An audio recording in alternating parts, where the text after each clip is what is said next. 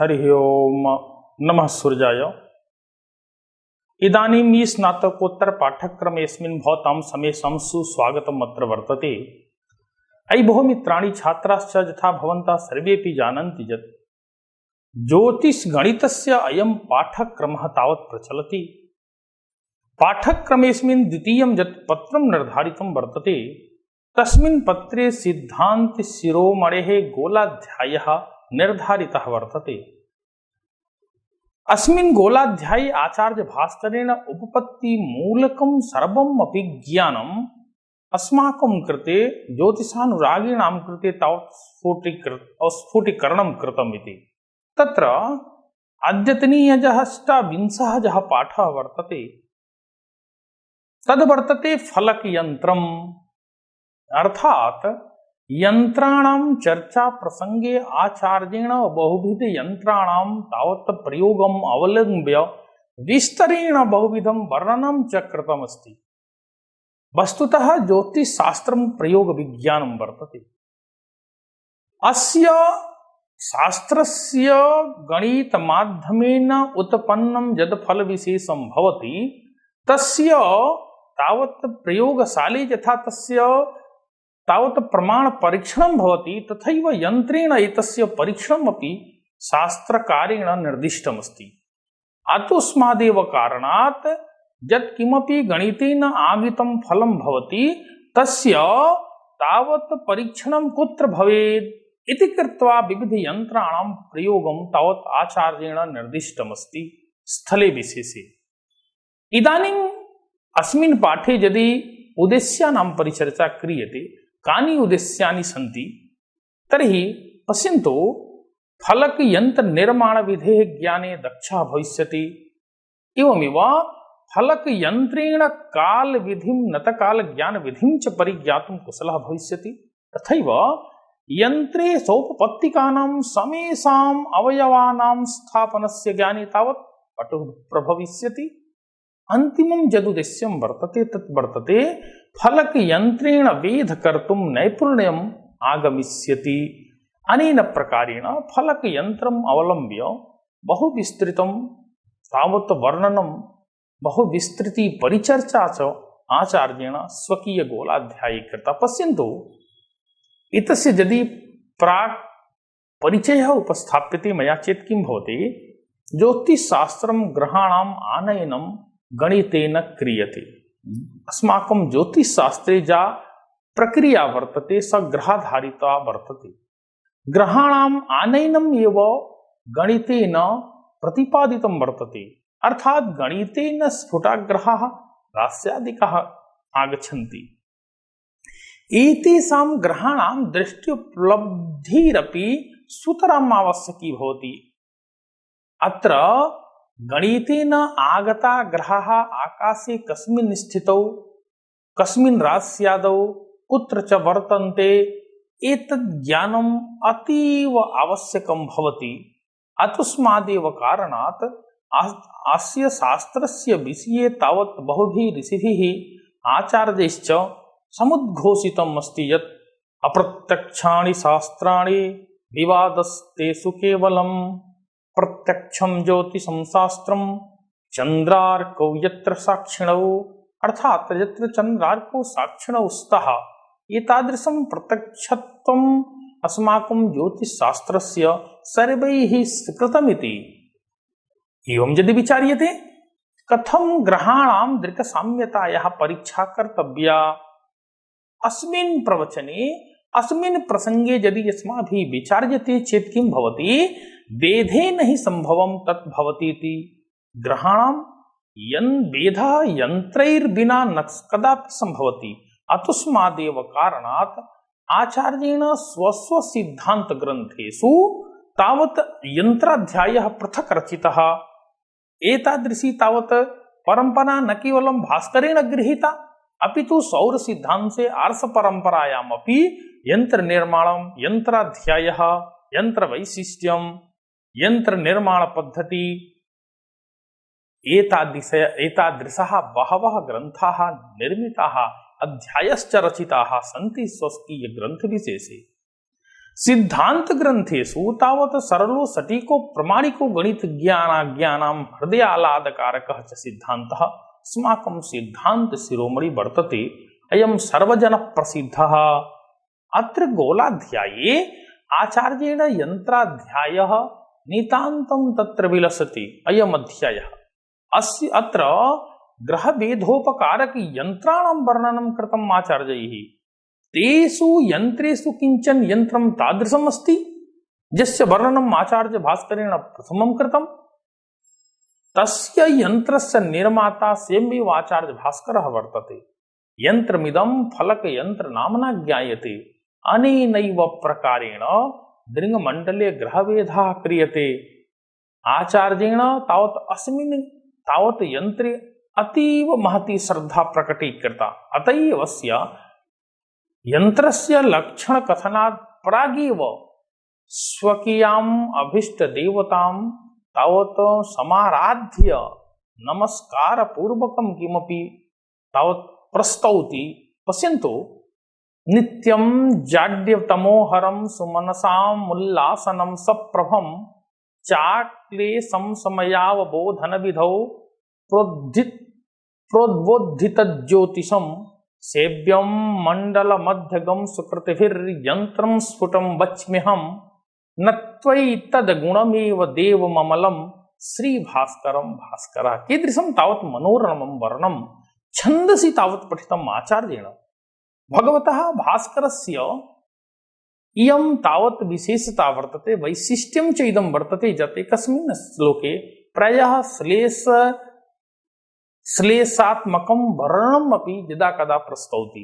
अस्मिन् प्रसंगे आचार्येण अस्माकं जगतः यः मूलत्वं वर्तते, जगतः यः आत्मकारकः वर्तते, जगतः यः आत्मा वर्तते, तस्यैव आराधना कृता, अर्थात् सूर्यस्य आराधना कृता।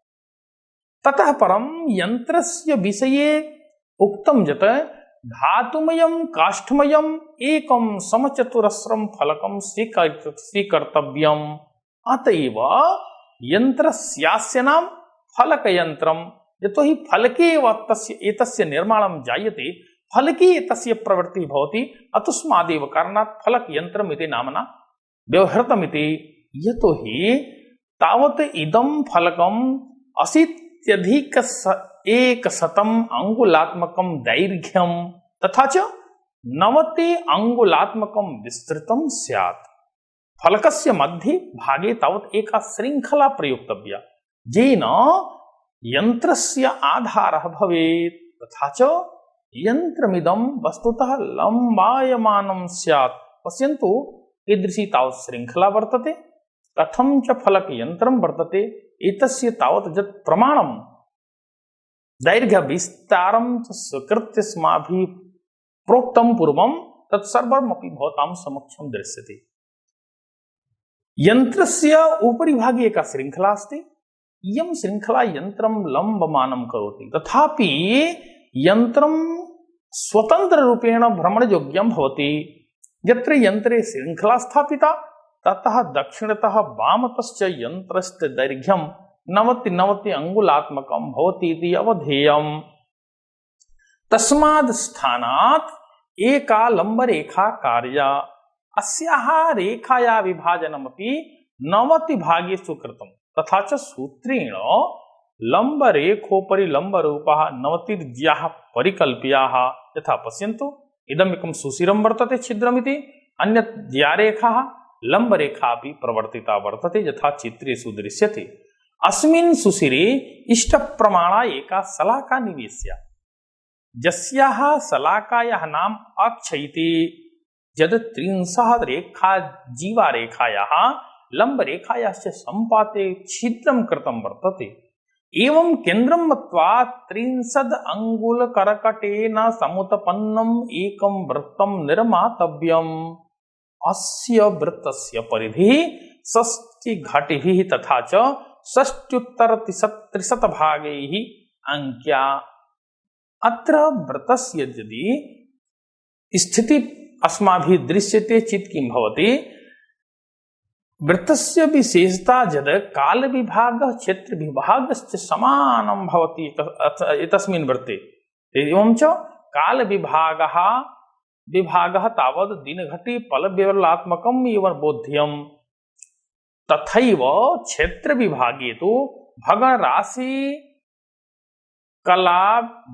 राशि अंश कला विकलात्मकः विभागः अपि प्रदर्शितः वर्तते।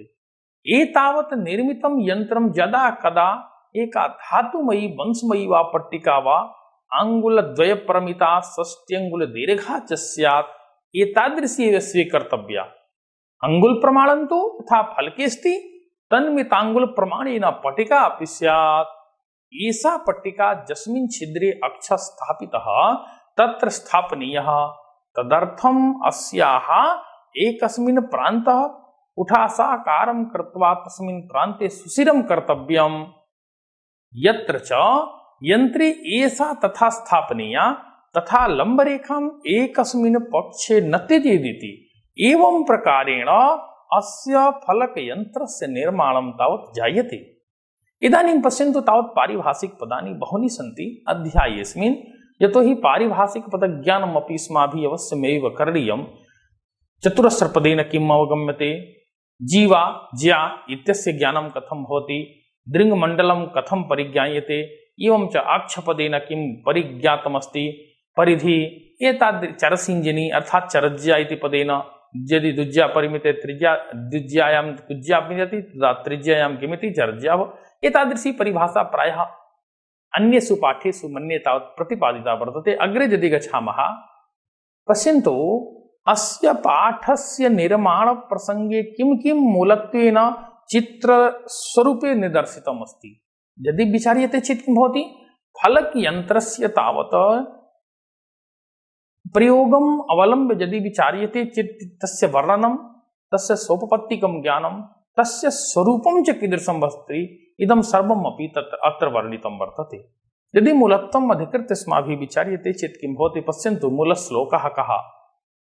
एतस्य निर्माणे आचार्येण उक्तमस्ति दृङ्मण्डलेऽत्र स्फुटकाल उक्तः सुखेन नान्यैर्जतितं मयातः सद्गोलयुक्तेर्गणितस्य सारं स्पष्टं प्रवक्ष्ये फलकाख्ययन्त्रम् कर्तव्यं चतुरस्रकं सुफलकं खाङ्काङ्गुलैर्विस्तृतं विस्ताराद्विगुणायतं सुगणके नायां मध्ये तथा आधारस्लथ श्रृंखलादि घटितः कार्याच रेखा ततः स्वाधारादवलम्ब सूचि सदृशी सा लंब रेखोच्यते।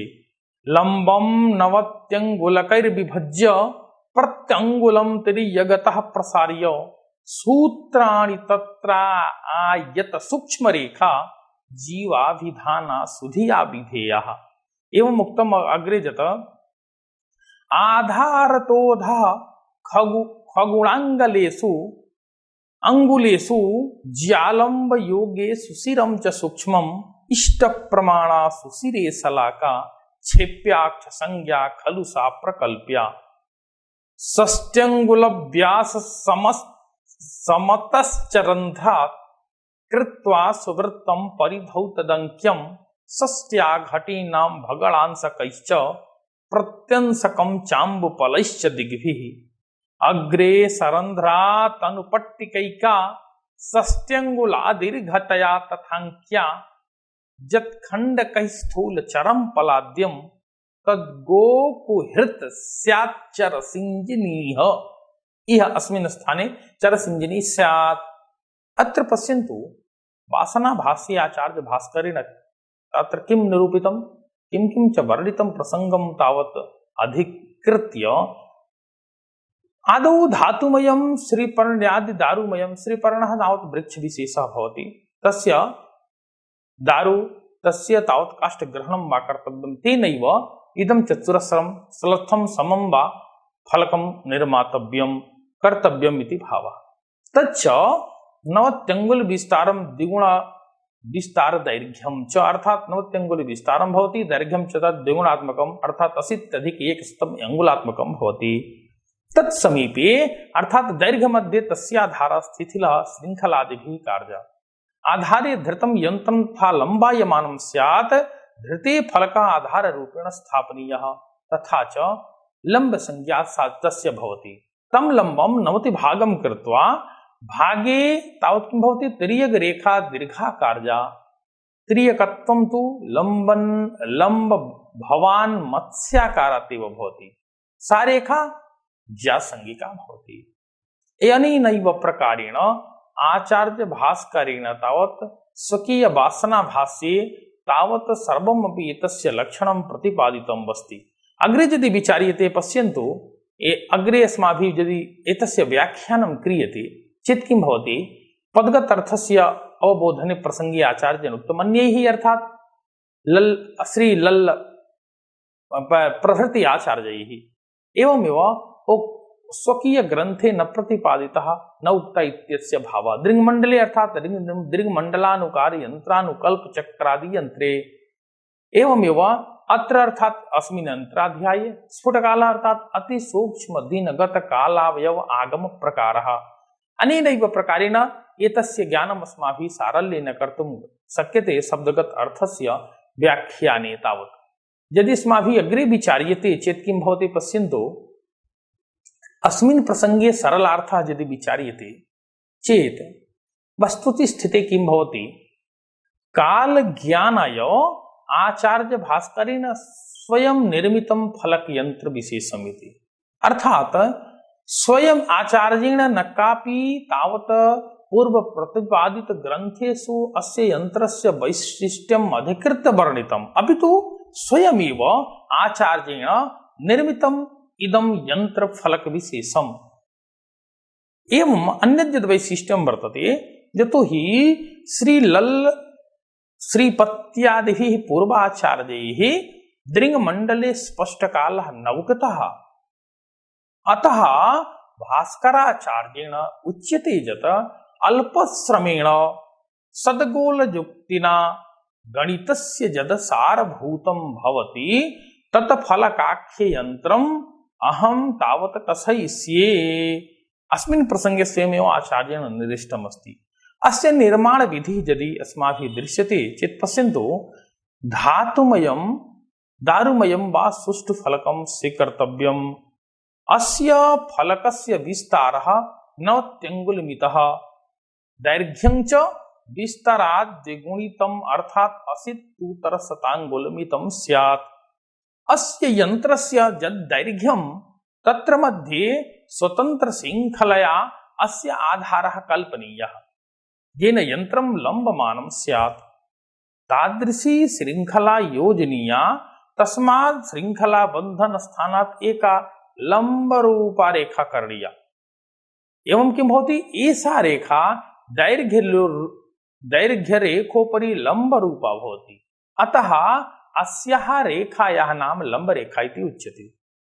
इयं लम्बरेखा 90 अङ्गुलप्रमाणैः विभज्य अर्थात् अस्यां 90 अङ्गुलचिह्नम् अंक्यम् 90 चिह्नेषु सत्सु प्रत्येकस्यापि अङ्गुलचिह्नस्य दैर्घ्यं यावत् सूत्रं प्रसारणीयं क्रमशः अर्थात् लम्बरेखोपरि 90 लम्बरेखा करणीयाः यः जीवाभिधाना भवति।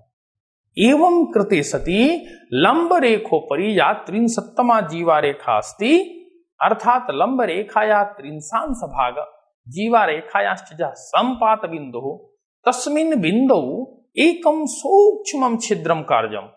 अस्मिन् छिद्रे इष्टप्रमाणा शलाका निवेश्य सा शलाका अक्षाभिधाना भवति। एवं अक्षस्य तत्तावत् कः प्रयोगः आचार्येण उच्यते अस्याः शलाकायाः नाम अक्षसंज्ञा तावत् भवति। अधुनापि यदस्माभिः छिद्रं कृतमस्ति तं केन्द्रं प्रकल्प्य 30 अङ्गुल व्यासार्धेन एकं वृत्तं कार्यम्। अस्य च व्यासः 6 अङ्गुलात्मकं भवति। वृत्तेस्मिन् कालज्ञानाय 6 घटिकाः तथा च क्षेत्रज्ञानाय 60-300 भागानाम् अंकनं कर्तव्यम्। अत्र वृत्ते 60-173 भगणांशाः अंक्याः ततः एभिः 60 घटिफलानि 30 मितानि भवन्ति।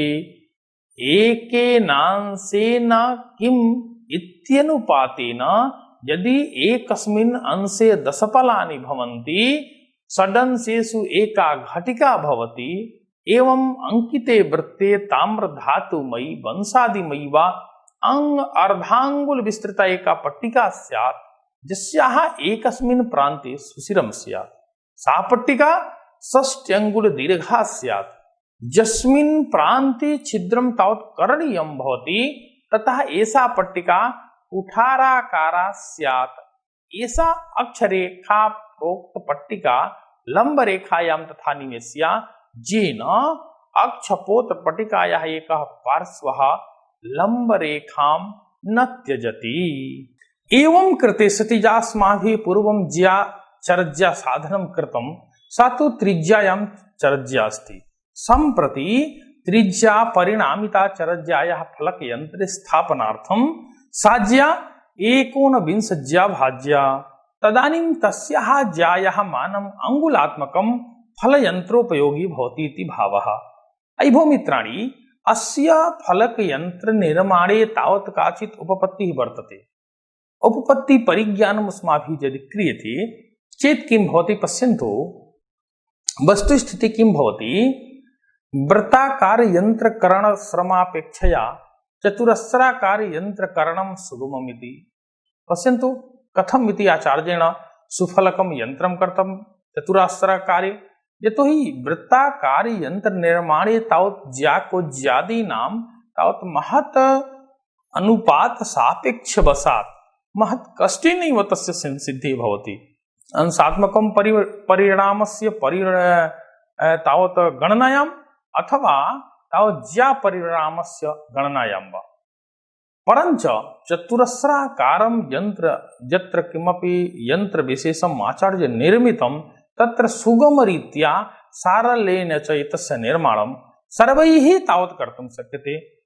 एतद् तावत् यथा उक्तम् आचार्येण यन्त्रनिर्माण प्रविधि तेनैव प्रकारेण यन्त्रस्य विस्तृतिः परमान्त्यमित अंगुलादि प्रमाणेन तावत् यथा उक्तं तेन प्रोतस्थानाद् अधो विस्तृतं कार्यम् ऊर्ध्वं च परमज्या युगमितांगुल विस्तृतम् इदं तावत् यंत्र विशेषं करणीयमिति।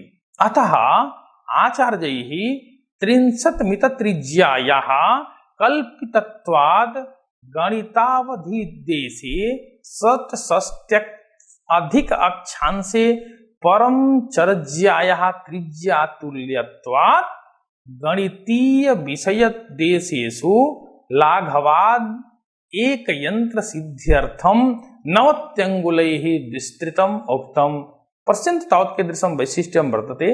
षष्ठी भागाभ्यधिकाः फलांशाः यत्रार्थ तत्तात् सपरो विशेषः आचार्येण भास्करेण तत्र उक्तम्।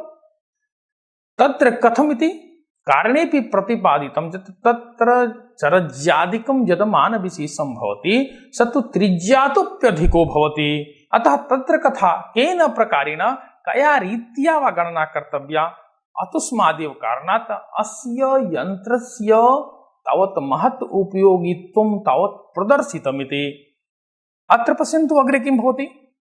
त्रिज्यातुल्यत्वात् गणित विषय देशेषु लाघवाद एक यंत्र सिद्ध्यर्थम तावत् अत्र 90 अंगुलैः विस्तृतम् उक्तम्। एतस्य मया पुनरावृत्तिः क्रियते।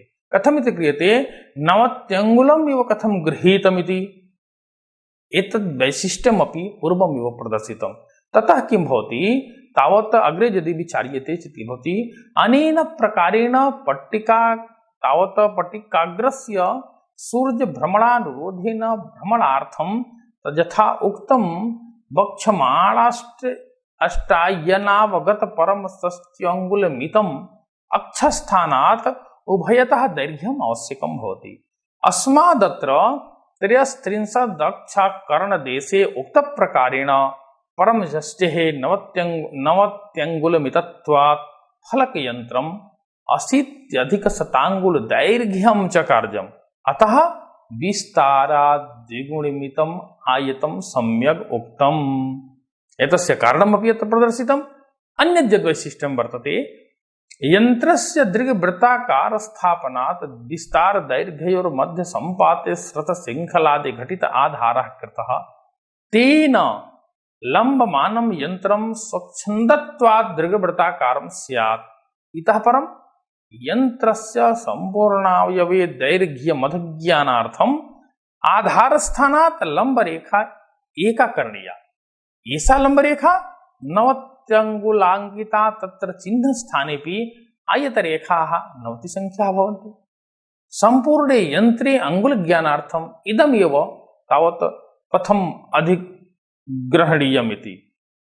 अथ च अक्षनिमेषार्थम आधार बिंदुतः अधः यंत्रे लंबरेखायां त्रिज्यामित षष्ठ्यक्षांश देशीय परमचर्या 30 अंगुलमिता लंबरेखा 30 जीवारेखयोश्च संपातात् स्थाने सूक्ष्मं छिद्रं कार्यं। तत्र किं भवति? दीर्घवृत्तधारा तले स्थापनेन सूर्यबिंबकृता 30 अंगुल न्यूना यथा पतति तथा अभीष्टांगुलमित शलाकार रूपो अक्षो स्थाप्यः। अनेनैव प्रकारेण सूर्यस्य गोलाकारेण भ्रमणात् वृत्ताकारं यन्त्रम् आवश्यकं, न तु चतुराकाराकारम्, अन्यथा पट्टिकादीनाम् अंकनं चतुरस्रे न शक्यम्। काल ज्ञान संभवात् फलके तावत् छिद्रं केन्द्रे कृत्वा त्रिज्या व्यासार्थेन इदं वृत्तं क्रियते। व्यासमानं तु किं भवति? षष्ट्यंगुलात्मकं भवति। तद् घटिका ज्ञानार्थं षष्टिघटिकाभिः समान विभागेन अंकितम्।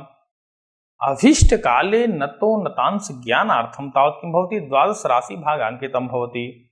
एवं त्रैराशिकात् अनुपातः क्रियते। एकस्मिन् भागे 10 फलानि भवन्ति। अवशिष्ट फलांशस्य प्रयोगं तावत् कथं भवति, कथं वास्माभिः कर्तुं शक्यते इति आचार्येण स्वयं स्पष्टाधिकारे उक्तं। पश्यन्तु, फलप्रभातोय फलात्मकानि स्थूलानि वास्युश्चरखण्डकानि स्थूलं चरं चाम्बुफलात्मकं स्तैस् तत्प्राणचापं यदि वापि सूक्ष्मं। कथं स्थूलानि खण्डानि षड्गुणिताः ज्ञात्मकानि भवन्ति इत्यस्मिन् प्रकृत प्रसंगे तावत् 30 अंगुलात्मिका 30 अर्थात सद्गुणितः 80+100 तावत् गृहीतमति। तथैव अनुपातोपि क्रियते। यदि त्रिज्यायां यदि चर्या भवति तदा 80+100 किमिति तावत् गणितीयरीत्या आयतस्य उपपत्तिः भवति, यथा भवतां समक्षं दृश्यते। अयि भो मित्राणि, इदं यत्किमपि मया तावत् भवतां समक्षं चर्चितं व्याख्यातं तावत् व्याख्यानं च प्रदत्तं तत् सर्वं कथं भवति भवतां समक्षं दृश्यते। एतस्य यन्त्रविशेषस्य स्वरूपम् एतस्य निर्माण प्रसंगेपि आचार्येण वर्णिता, प्रक्रियापि दत्ता।